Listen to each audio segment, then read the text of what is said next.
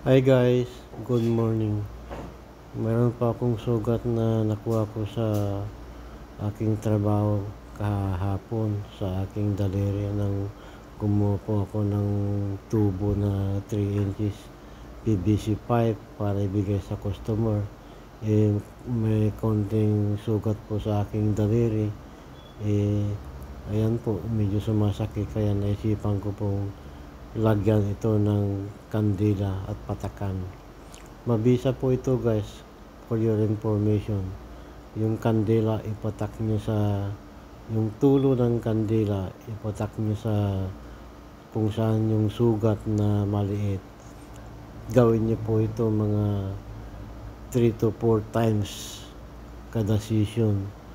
Sigurado po ako na gagaling kaagad ang sugat nyo at hindi nyo na mararamdaman ang sakit. Epektibo po ito guys, lagi kong ginagawa kung mayroon akong konting sugat, pinapatakan ko po ito ng kandila para sa ganun ay huwag nang lumala. Ang purpose po ng kandila pag pinatakan nyo po yung sugat nyo ng tulo nito ay mapapatayin po nito yung mikrobyo na kung saan nandoon yung sugat nyo. Medyo masakit nga lang po sa una guys dahil patak ng kandila yan pero pag palagi nyo lang pinapatakan parang baliwala na, hindi na siya masakit.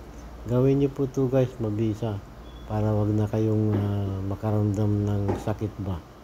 Lagi ko po itong ginagawa guys, kaya mabisa po ito. Pag may sugat ako sa aking daliri o kaya kahit sa mga parte ng katawan, ay patakan nyo lang po ng kandila sa ganun ay madaling gumaling ang sugat nyo para hindi na kayo mag-take ng kung ano-anong mga gamot, mga medicine ba. Basta kandila lang po, sapat na yan. Mabisa po ito. Konting konting tiyaga sa pagpatak, konting tiis dahil medyo masakit, pero pag napatakan na ng tulo ng kandila, sa una lang yan masakit, pero pag palagi nyo nang ginagawa, hindi na siya masakit. Guys, epektibo po ito para sa inyong kaalaman, para wag na kayong bumili ng gamot. Natural remedy po ito sa bahay. Subok ko na po ito guys, lagi ko pong ginagawa noon pa hanggang ngayon. Ginagawa ko, napaka-epektibo pong paraan para hindi po sumakit ang konting sugat sa iyong daliri. Patakan mo lang po ng kandila. Mura lang naman po ang kandila, bumili lang kayo sa palengke. Ganyan po.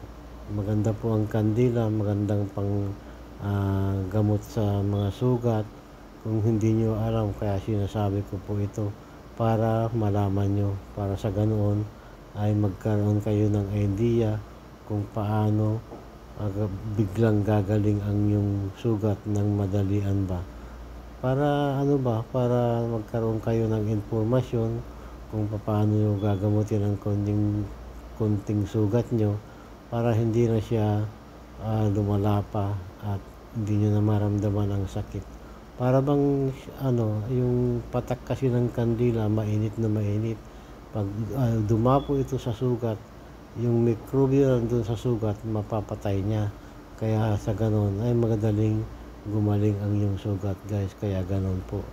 Ang purpose po ng video ko ito, para sa ganon ay may pakita ko sa inyo at saka sa buong mundo kung paano gumaling ang isang sugat sa pamamagitan ng pagpatak ng kandila.